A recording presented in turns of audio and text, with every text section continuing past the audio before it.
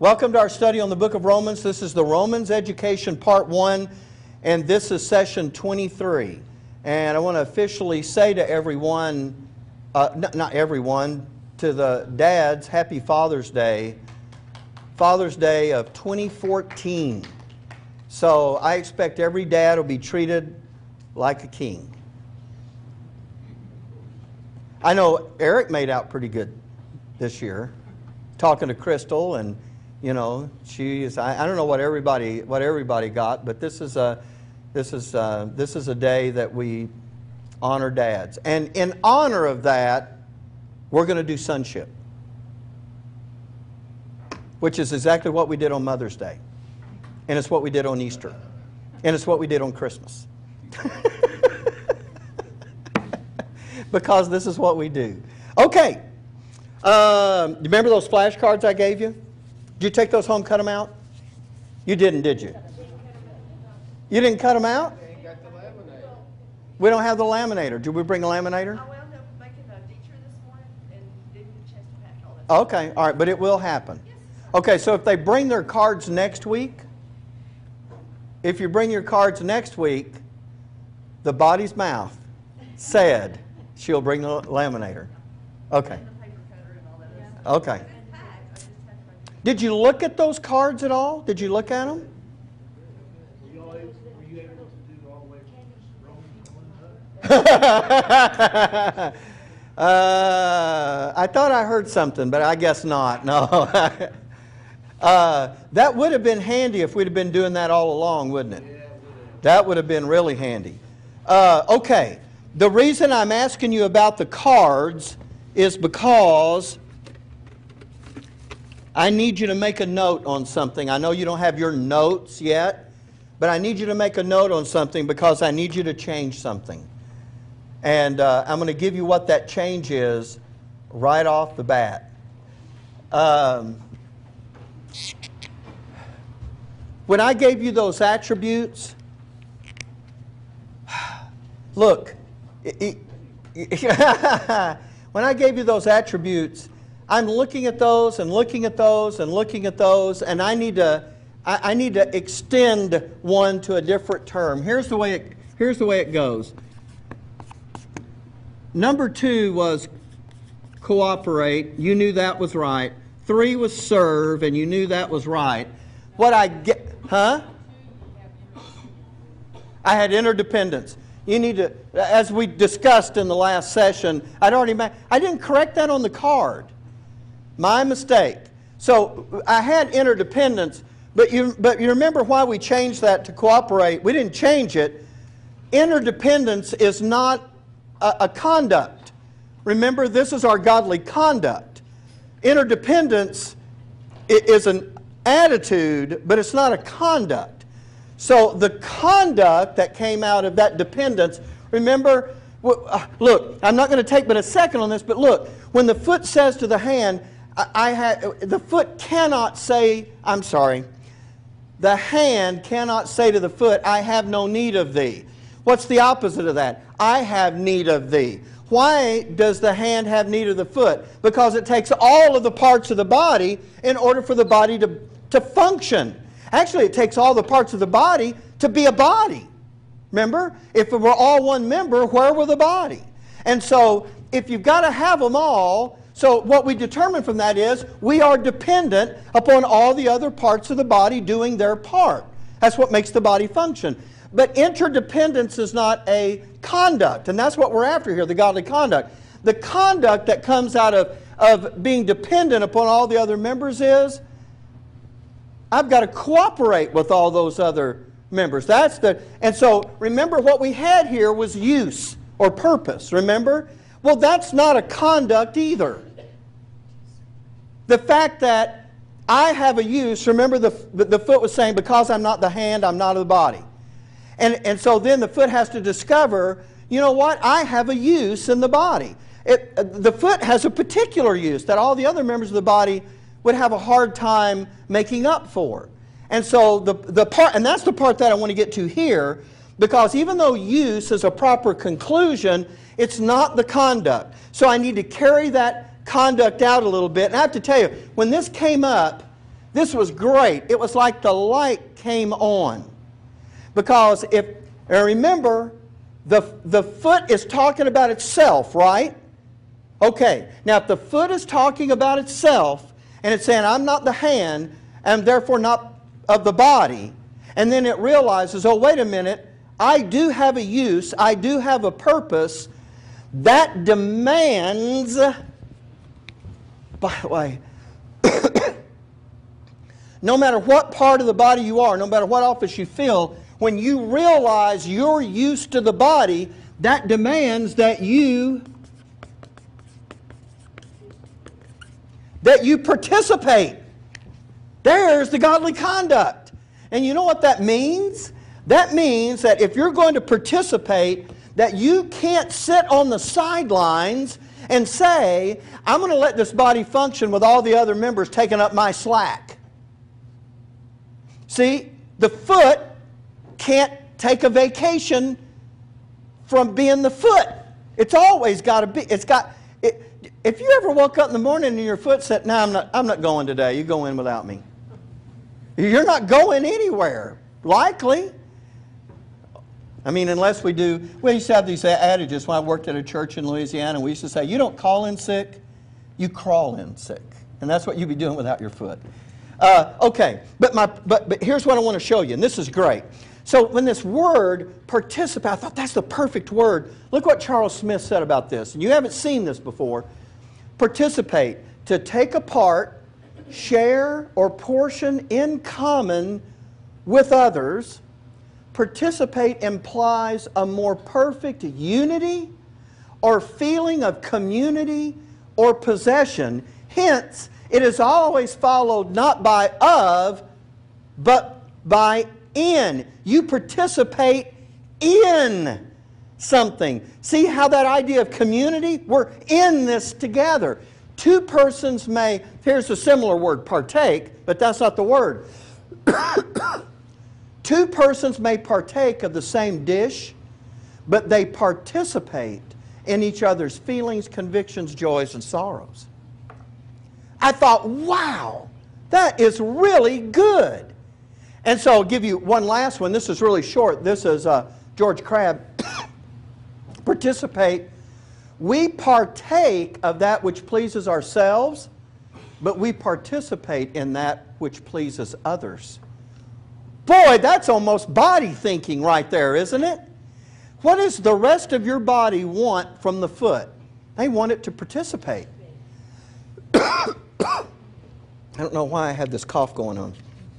So, the first body attribute, no matter what member you are or what office you hold, is to participate for the good of the body. And then, and knowing that, folks, isn't this just really right? Because you can participate, but you can participate doing your own thing. So the second side of the coin is, you won't just participate, but that participation will be in cooperation with all the other parts of the body. Wow, that is really, is this not nearly as exciting to you as it is to me? I mean, I'm laying in bed at night thinking about these words. Okay, so anyway, so when finally a blind hog finds an acorn, I'm overjoyed. Okay. We did the serve thing, and I gave you that last word. Now, I know we talked about that. Well, I'm actually going to do that. So let me just do this in the order that I've got it here. Those last attributes. 1 Corinthians 12:24.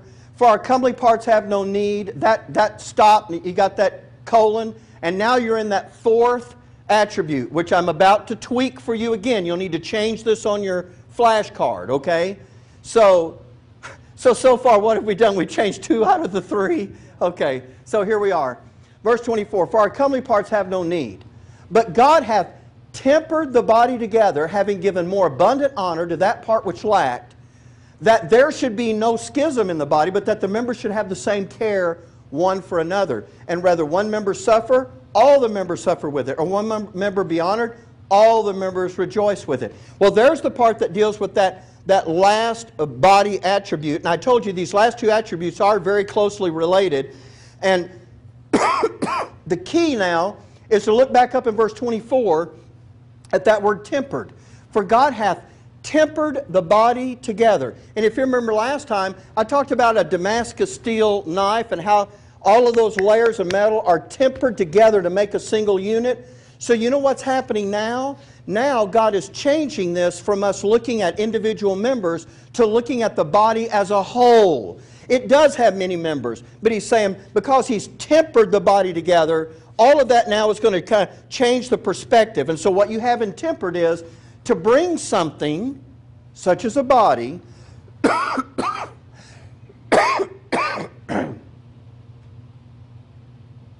into a proper or suitable condition, state, or quality by mingling it with something else, or to unite in due proportion to adjust as parts to each other. Boy, that's a good description of what we're doing as well. So that's how we know that God's not dealing with individual members. He's dealing with the body as a whole. And that tempering, why is that tempering taking place? So that there'll be no schism in the body. Isn't that great? Okay, now, we looked at that definition of schism, so I'm not going to go back over that, but we know that's a division, a breach, or a division of unity. Thank you, Barbara. Thank you very much. Now, I'm going to put this in my mouth now, and I hope that it's not going to sound like I have a mouthful of marbles. You know what? I would take something. Okay, 1 Corinthians. I'm going to just bring us down now to the last part. For our comely parts have no need, but God tempered the body together, having given more abundant honor to that part which lacked, that there should be no schism in the body, but that the members should have the same, thank you, should have the same care one for another.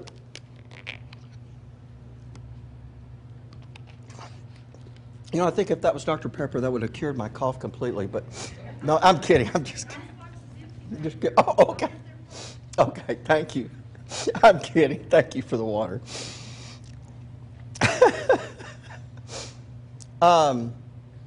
Okay, when verse 25 is talking about the members having the same care one for another, it's talking about having the same concern for every member.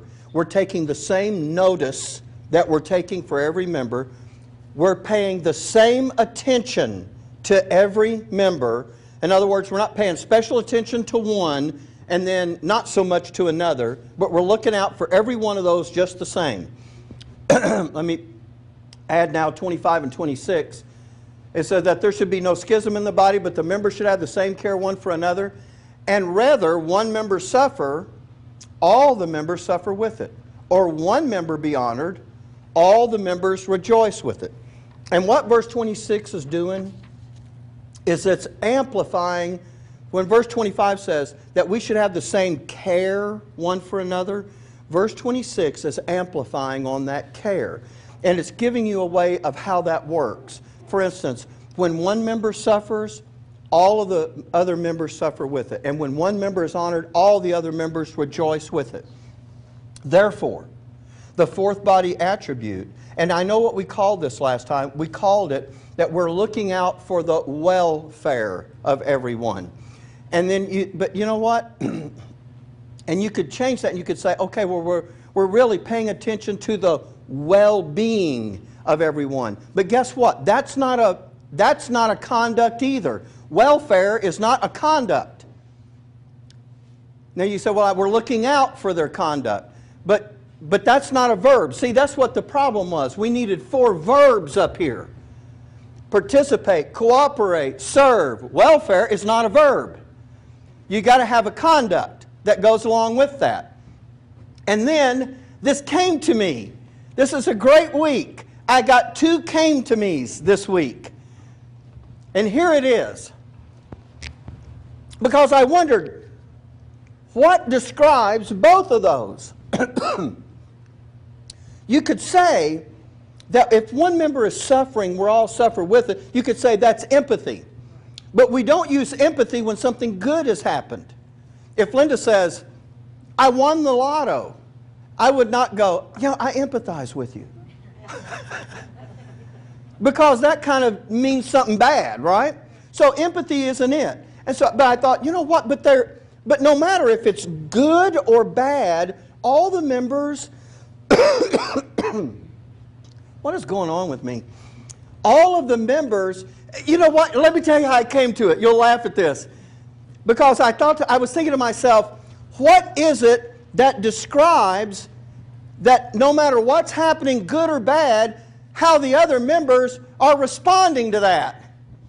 Oh, of course. We respond. I was asking the question using the word. I don't care if you want to use responsive or response or respond. That's the verb. And it means when Ruby's suffering, we're all suffering with her. When Linda wins the lotto, we all go on a cruise. This is what being a body is about. You wouldn't go on a cruise and leave your hands and feet behind, right, Linda? Okay, just saying.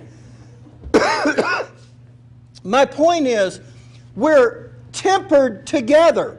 And because we're tempered together, that living union relationship is each one of us individually, no matter what our office, our role in the body is, we have to participate. The body's depending on us. We have to cooperate. That's that body working together. We're going to serve. When we see a need, we're going to serve that need, and we're going to respond to whatever the other members are going through. Folks, that is what's going to bring a body into existence. Now, we didn't have wrong words before, but we just didn't carry them into conduct. And now we have. Now, does everybody see that? Okay, great. So, excuse me, I think I have this on the PowerPoint. So, we being many, Romans 12:5, this is where I have to take it from Corinthians now back to Romans 12. So, we being many are one body in Christ, because if you're saying, how do you get this? Because we saw this, an office is a place of service. We saw these from Romans 12. Now I'm taking you back to Romans 12 to show you could have gotten this there, because when it says that we being many are one body in Christ and every one members one of another, I know that wording sounds strange, but that leads you to come to a different understanding than just saying we're members of one another. Being members one of another is really talking about exactly what's being described when we put all those attributes together and begin to function as a body. Okay. And I think, so this will sum it up, and then we'll get into the godly labor. So here's what we're looking at. Because I have a particular use to the body, no matter what my office, I must participate.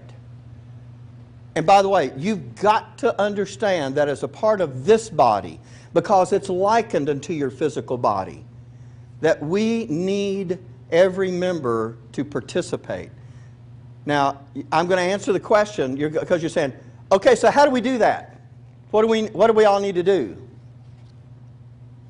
Well, we'll talk about it.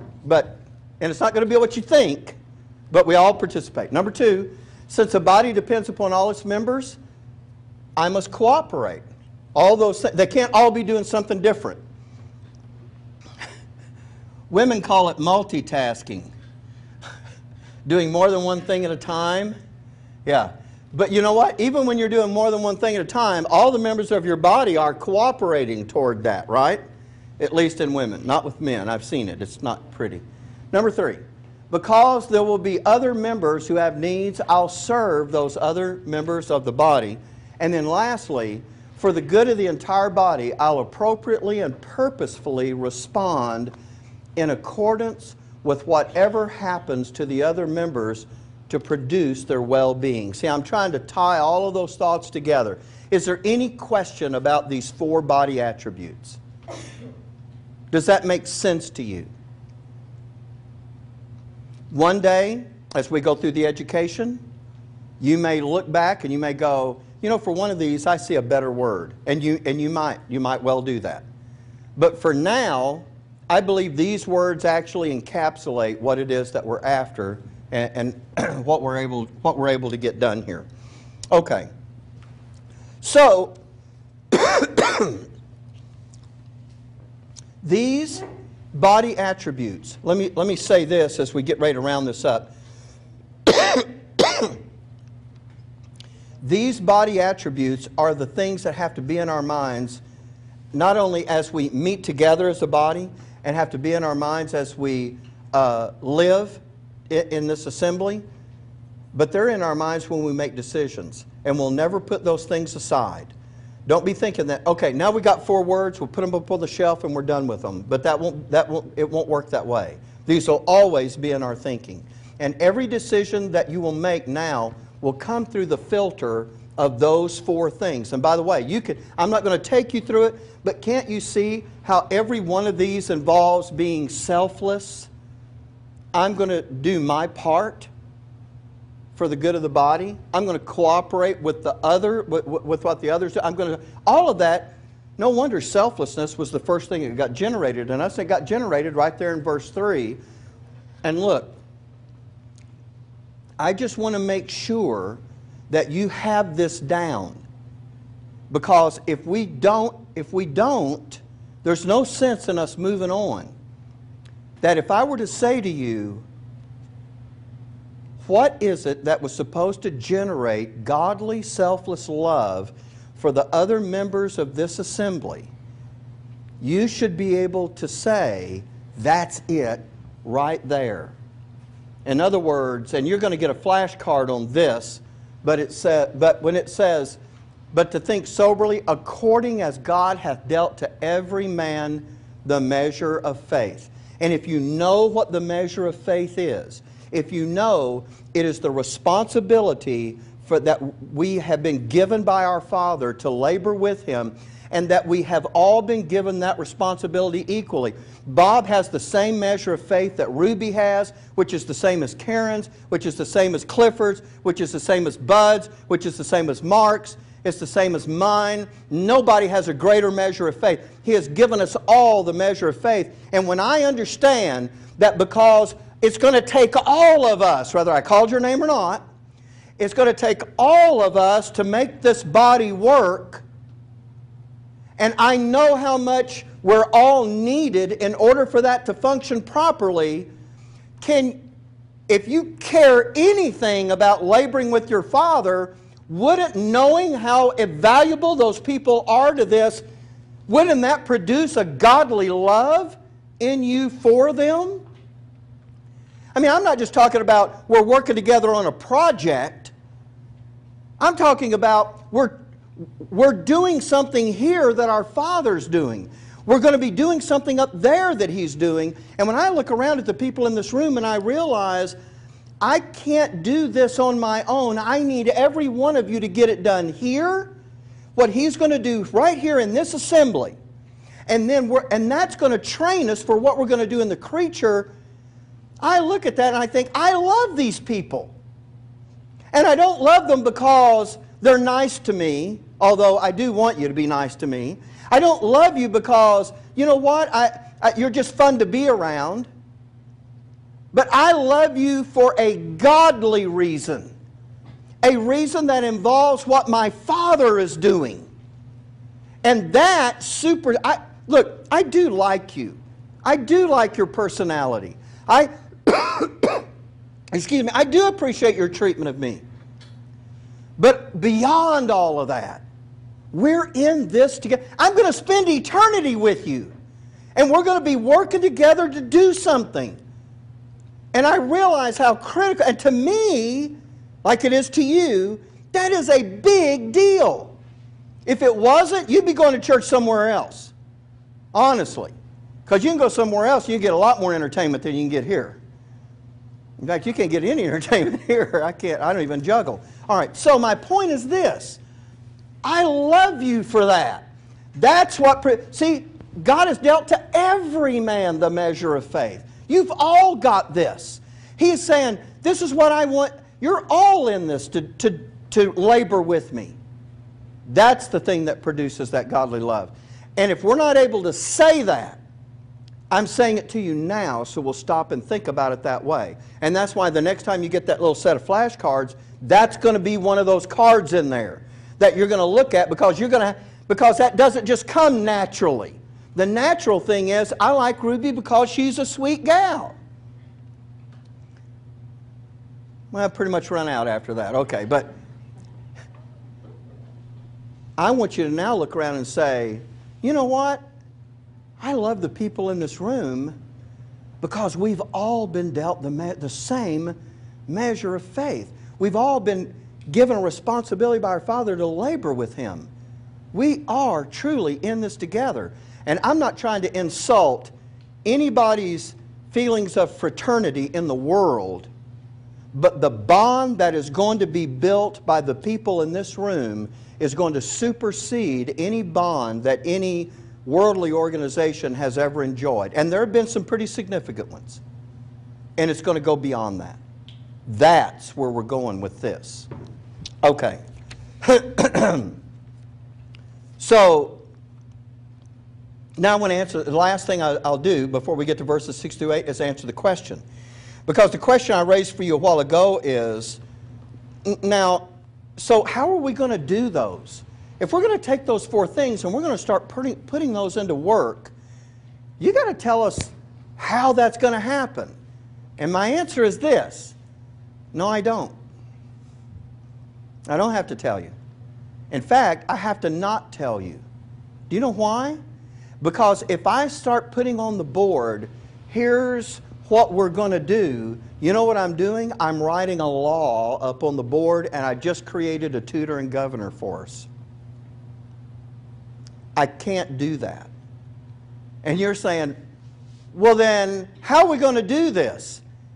Every one of us individually have to look at the things on that board, and then now I will tell you this much, so pay attention to this. I'm not trying to just escape the answer completely. We're going to come in and we're going to look around this place, and we're going to say, and it's going to go in a couple of different ways. You're going to look around this place and you're going to say, you know what? For the good of this body, I think there are some things that I could do here that would benefit this whole body. It would actually work to benefit the edification, because isn't that what we're after all? And those may be physical things, or they may be spiritual things. Again, I'm reluctant to give you an example because I'm not just trying to create a list. But you could think to yourself. You could actually look at this building and say to yourself, you know what, there's something about, oh, look, I'll give you one example. Don't go think this, I'm setting up a law here. Have I said enough about that I can just say it and everybody will understand? I'm just giving us an example. When you walk in the restroom and it's clean, doesn't that serve us better than pushing the door up and going, I don't even want to walk in there? That would be the men's restroom, by the way, not the women's. But I'm just saying, those kinds of things are things that they indirectly benefit the body. But then spiritually, you have to start looking around too and saying, how am I going to help the edification process of the other people in this room? How is that going to happen? And we've got to start thinking about each other that way. And it means that we have to start participating in doing it. You have to decide as an adult son how that is going to get done.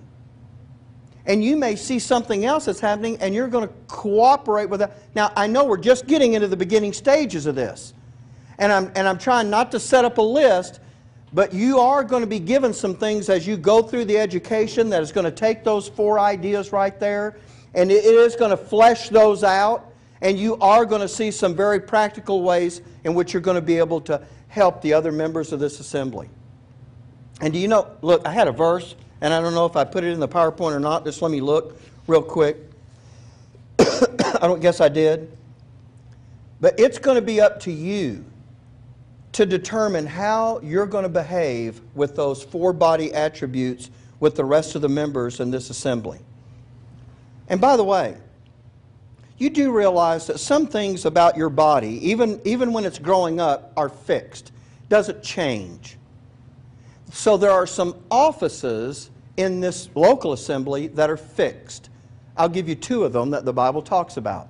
The office of pastor and the office of deacon are Bible offices, and those offices have certain responsibilities with them, and they don't change. They're always that. No matter where you go, that's what they are.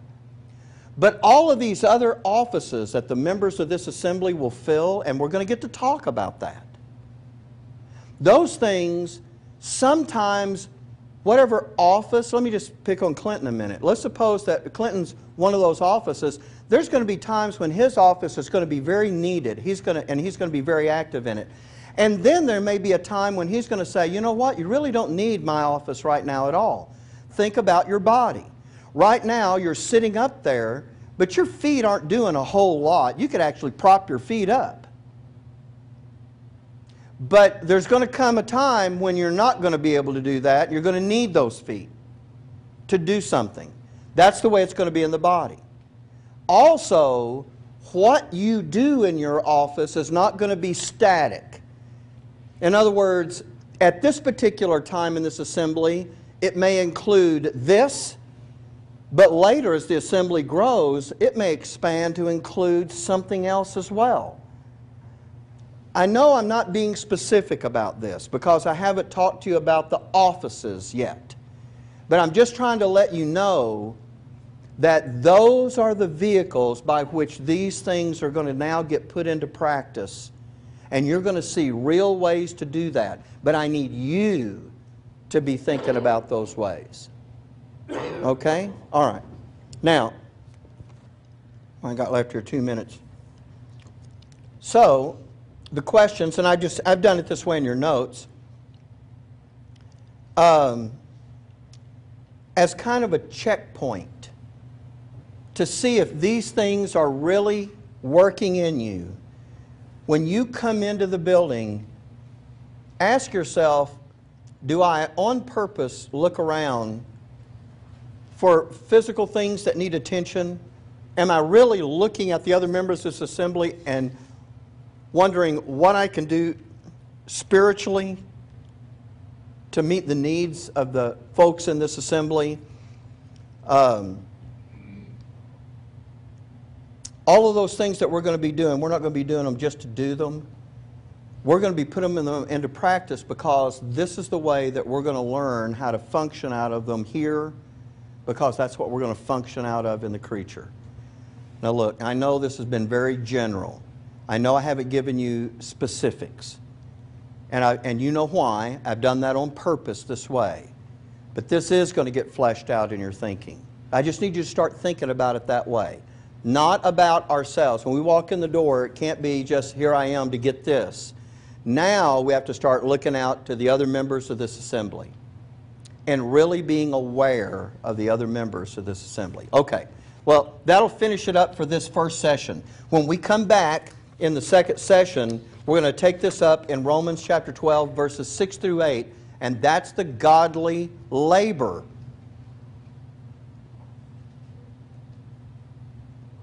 This is where we'll start putting this into practice with our Father.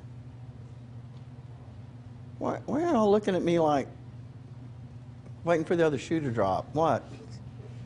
Huh? Oh, you're listening. Okay. Okay, I'll try to get over my coughing fit. Let's